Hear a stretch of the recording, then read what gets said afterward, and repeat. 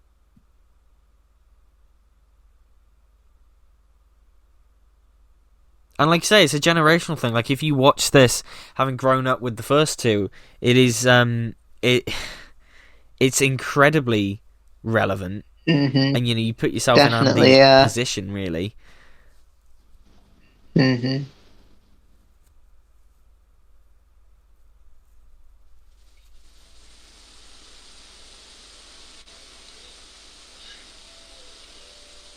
And I like that it's Woody that gets the big Because he says he's been my pal for as long as I can remember. I think a lot of people interpret that as his dad may have given him that toy. Yeah, and it but because his dad's. But then again, with the appearance of Molly, who's still a baby in the first film, it can't have been too long since he either A, died or B, left. Yeah. And they do say that, oh, Woody's been Andy's favourite toy since he was in kindergarten. So maybe it doesn't quite line up, but who knows, eh? Maybe it does remind him of his dad.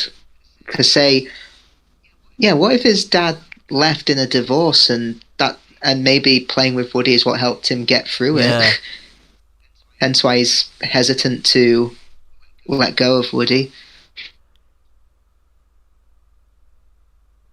And what's great, I think, about this is it would have been so easy for Woody to go with Andy, but it's necessary for him to move on. And they say it in the second one. You're like, do you think he's really going to take you to college with him? Like,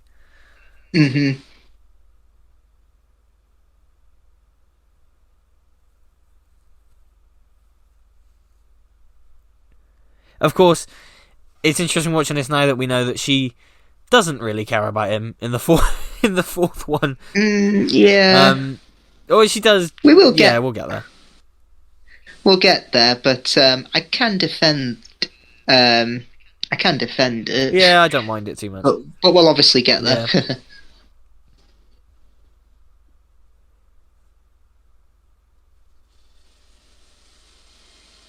But yeah, the music here is perfect. Yeah. I love it.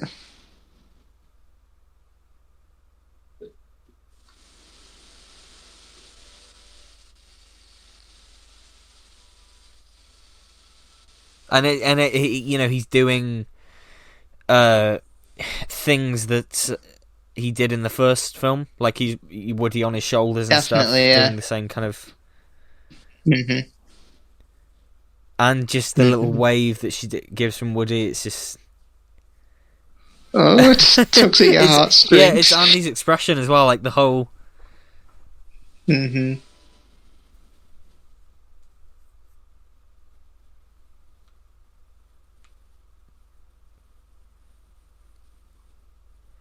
I remember the How It Should Have Ended version of this, where he drives away and goes, "No, I'm taking them back," and he literally grabs them all and steals them from Bonnie, and then he ends up in he ends up in the hospital, because he crashes the car because the toys come alive. Oh.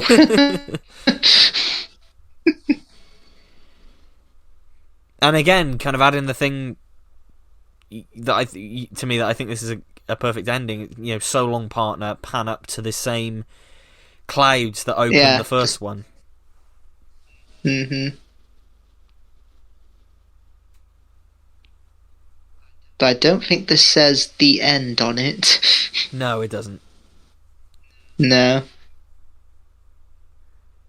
I do like this credit scene as well. And because we haven't seen Zurg throughout the whole thing, and here he is. New toys!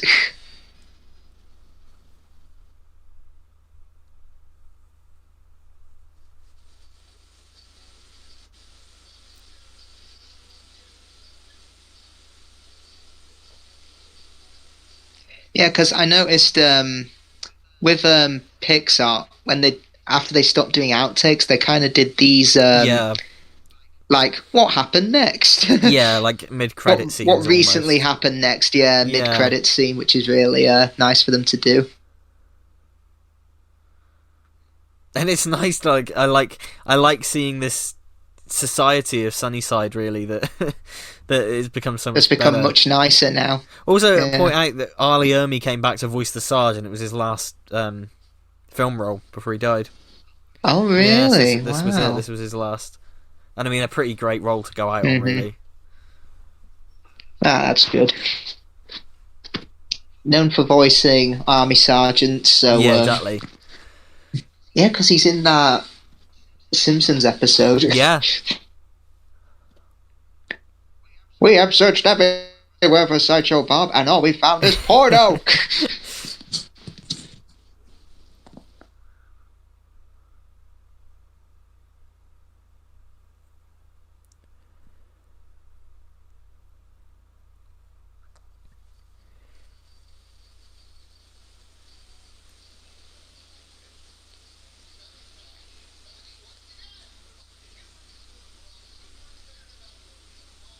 Yeah, again, I like how they added this, otherwise Barbie would have think they all burnt to death. Yes.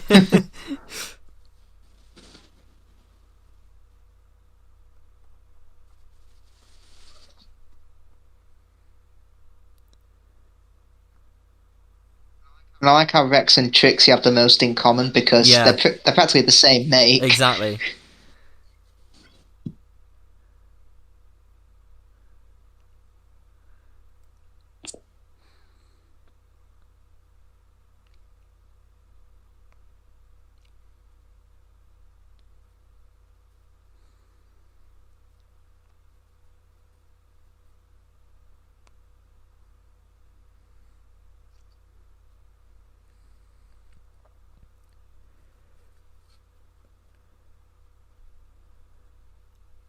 Stay out of my butt.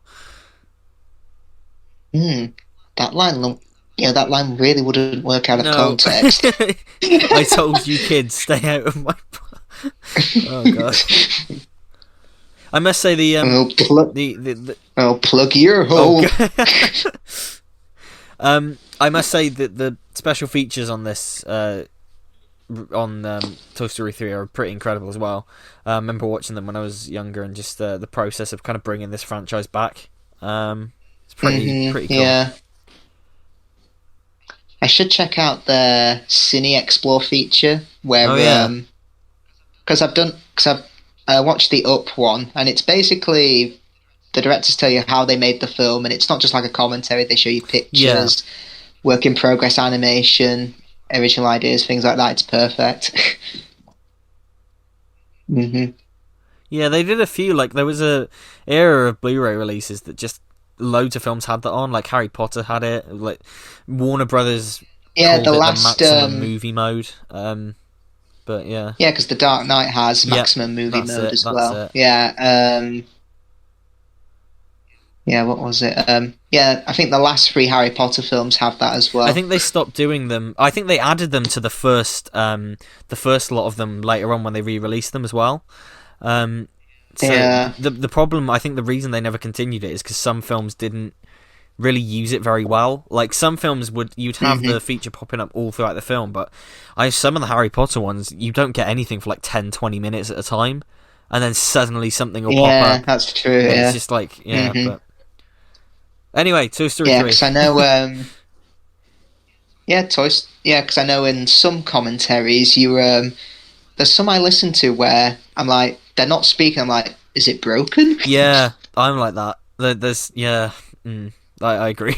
I mean, I've said it before, that Game of Thrones Season 8, not liked very well by a lot of people, including me. The commentaries on that are interesting, because particularly cast members, they're a lot less chatty than they were on the earlier seasons. Yeah, I can imagine. Yep. Oh, Skywalker Sound. Skywalker Sound. Lucasfilm Limited Company. But yeah, Toy Story 3, friggin' masterpiece. Still a masterpiece. Perfect. It's literally, and I agree with that. You know, we said that quote at the start that was on all the Blu-rays and DVDs.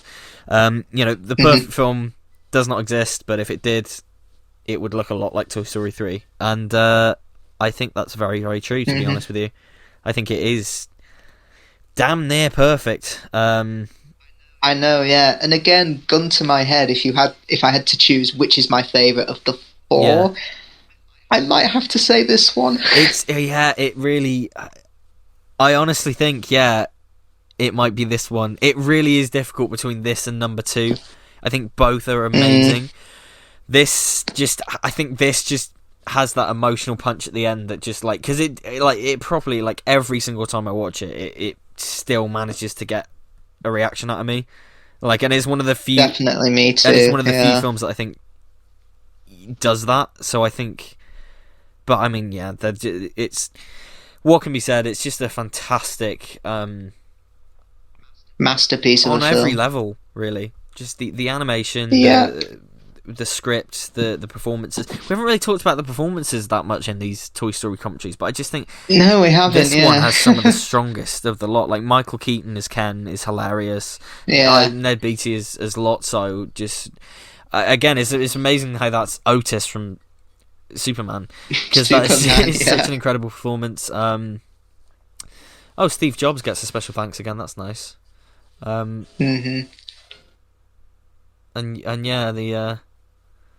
just the whole film is, there's a reason. I mean, of course, we'll hopefully we have a chance to talk about the cast next time when we do Toy Story 4. Yeah, the final commentary in the Toy Story series. It's I like that. Disney Pixar's Toy Story 3 video game now in stores on your favourite gaming systems. But yeah, that's the end of the commentary for Toy Story 3, a wonderful masterpiece of a film. Next time, we just said it, but what are we going to be doing next week? Well, of course, we're looking at the final, so far, entry in the Toy Story series, Toy Story 4. Toy Story 4, indeed, so look forward to that. In the meantime, check out all of our other commentaries available on my channel, and subscribe to Isaac's channel. Until next time, we'll see you later. Bye-bye.